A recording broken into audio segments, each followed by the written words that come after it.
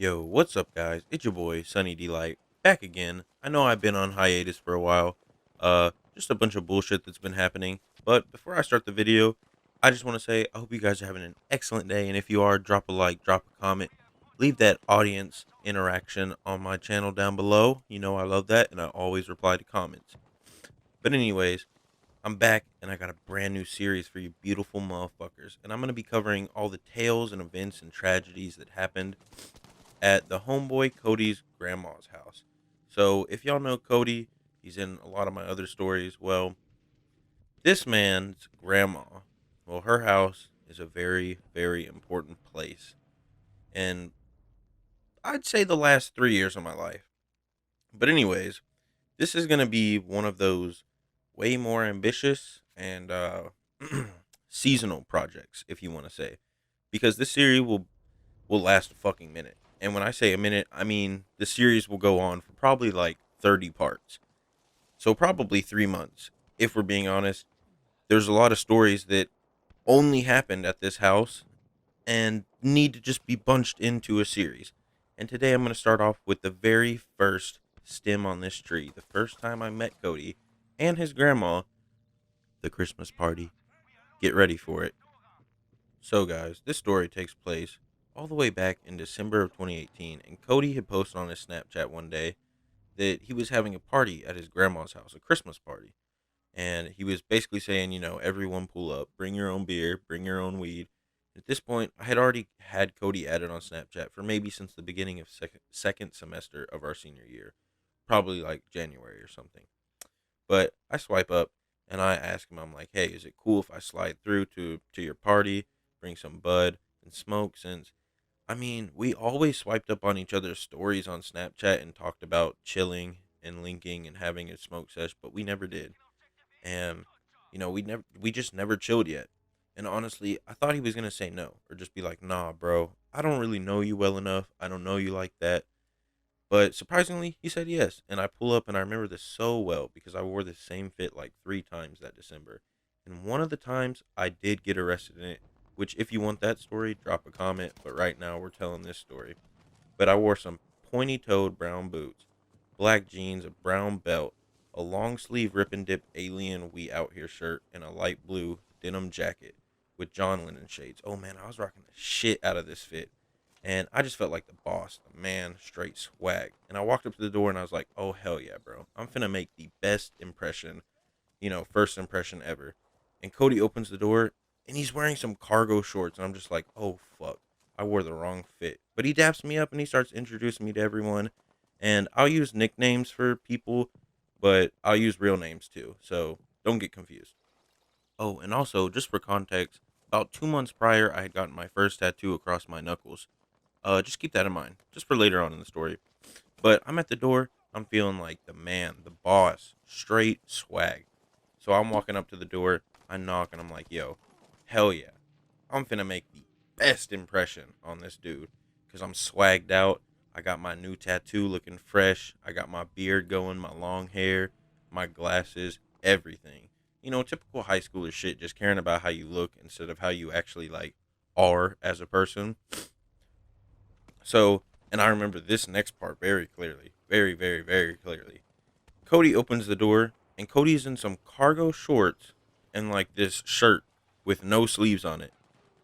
And I'm just like, oh, fuck, bro. I wore the wrong fit. He's gonna be like, oh, this stupid idiot showed up to the casual party looking all fancy. But nah, man, he daps me up. He starts introducing me to everyone there, and I'll use nicknames for some people and real names for other ones. If you know, then you know type shit, I guess. But we not snitches out here. And also, for the people who I use their real names, you'll know because in the later parts, they'll all have the same names still going on. And for the people who I use nicknames on, I'm just gonna give them all different nicknames, even if they like come back in different parts and everything. So, anyways, guys, Cody introduces me. Jesus, I can't talk for some reason. Introduces me to the homie Kobe first, and we dap up. And as we dap up, I remember very clearly that he looks me in my eyes and asks me, "Are those real face tattoos?" And for a second, I'm like, "Huh? What? What do you mean face tattoos?" And then I just remember that a couple days earlier, Me, Nick, and Peyton had all bought this little strip of fake tattoo stickers from Zoomies, I think. We were at the mall and we saw it. I was like, yo, let's get like 3 of these and just fake face tattoo ourselves up like a rapper or something. So I look at him and I'm like, nah, man, it's not real. It's just fake. You know, it'll come off in a couple days. He's like, ah, okay, I see, I see.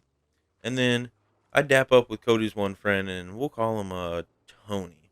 So Tony starts telling me about his weed that he brought to this party, and he's like really hyping it up.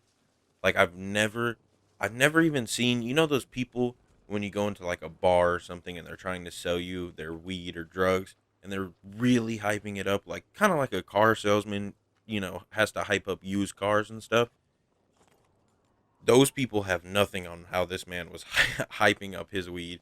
He was like, yo, man, it'll send you to Mars, even past that Jupiter, bro. You'll be going so far. You'll be out of here, bro. Blitzed, blazed, fried. I was like, okay, man, I get it. And then he was like, nah, bro, like, if you need me, I got you. 20 a gram. And I look at him and I'm like, no, that's not going to happen. But in my head, I'm just like, oh man, these dudes have already been gaming, pre-gaming everything because the way this man is talking to me, he's got to be faded at this point. But we start walking further into the house, and the way this house is set up, and the whole reason I'm even going to go into detail and explain this is because it's going to be important for later episodes. So for people who are going to watch this series all the way through or one by one, just listen to this part because it'll be important in later stories. The way this house is set up is basically you open the front door and you walk in, and it's just one long hallway. And maybe like 5 feet to the right, there's another hallway that splits off 2 ways. To the right, there's 2 bedrooms, and on the left is a bathroom. And on the other side of this long main hallway is an office room, which Cody was, for the first, I'd say like 6 months that I had known him, was using as his room. And honestly, that was the coolest room setup I had seen. It was since it was an office room, it didn't have a normal door. It had like these double doors that the doorknobs didn't turn on them. You just close one door and then you close the second one and then they kind of just like slid into place. And that's how it closed. And it was really cool. Coolest thing I'd ever seen, honestly. And every time I saw this room, I was like, yo, this is the dopest thing ever. Now, if you walk further down the main hallway to the right again, is his grandma's gym setup. Yes, this house isn't big, but the way they built this house, there was a lot of space on the inside for it. But you look to the right, there's this whole gym, and I'm not talking about a little gym. They've got a pull-up bar, they've got a bench press machine that also has, everything else on it. And to the left, you go like maybe 2 steps further down to the left is his grandma's room. The only reason I'm saying all this information now is because that house is no longer in possession of his grandma, so uh it's free real estate. So we're getting back to the very back of this house now. But you go further down, you get to the kitchen, and it has one of those little island thing, however you call it. And then the living room, which is on the right, and of course it'll be in this story and others because when you're tripping, when you're smoking, when you're doing everything, hey man, you got to have the couch and be on the couch and doing those things. But hold on, guys, I'm gonna take a quick sip of water real quick, get rehydrated because you know how important that is.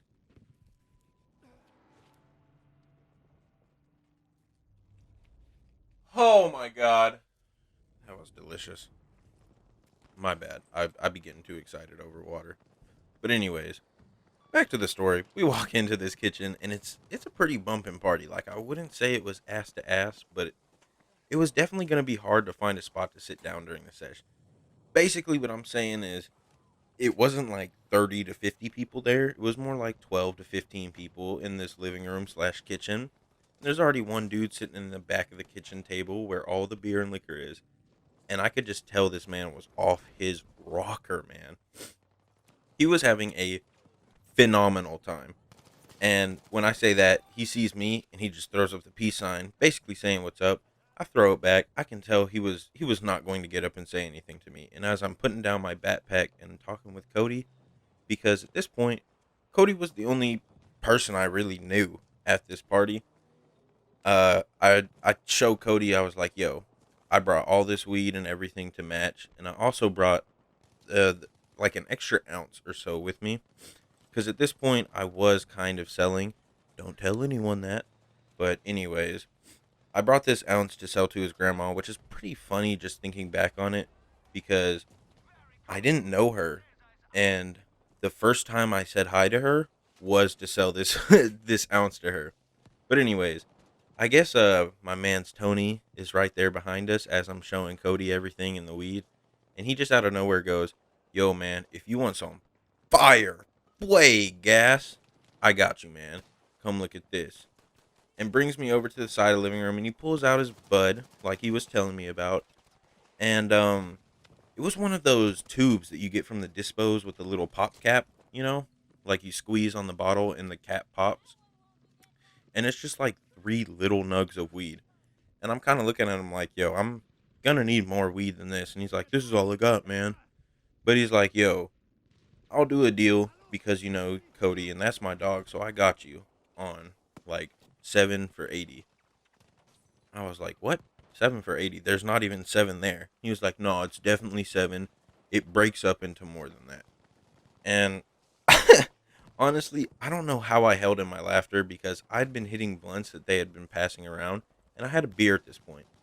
And I just responded with a simple, "Sure, bro, I'll let you know what goes down with that sometime soon."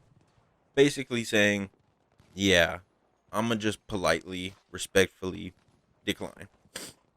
Because I don't even know, like, I don't know this dude. I don't know if this bud is good or not.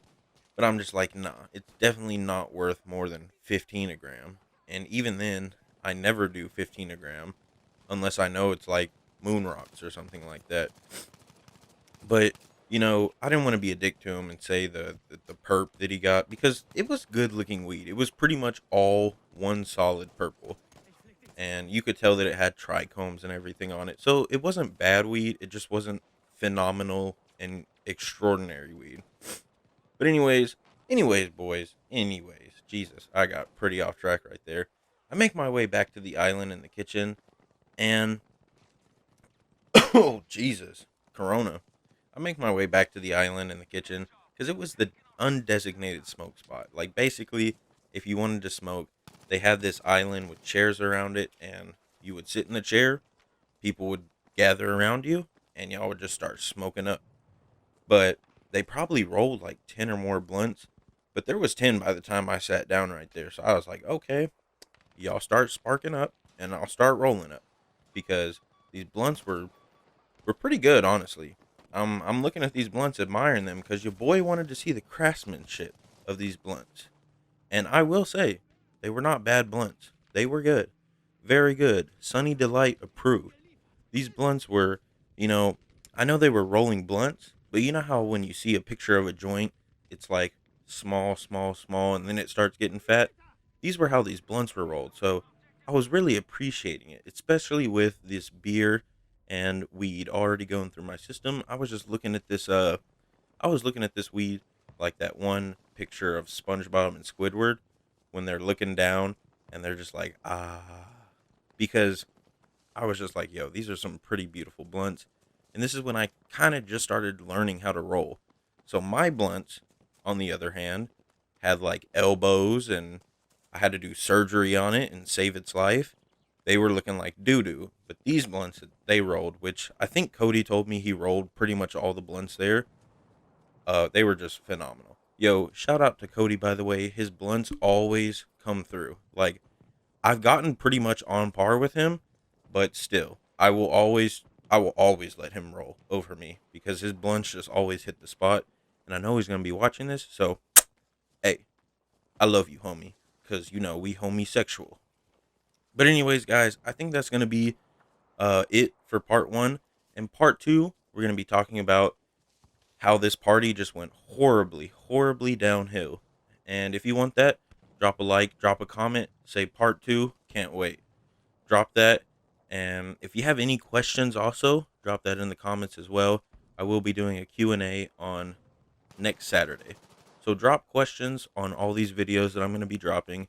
I will respond to your questions in the next Q&A that I have. Anyways, guys, it's been your boy, Sunny D motherfucking Light. Peace.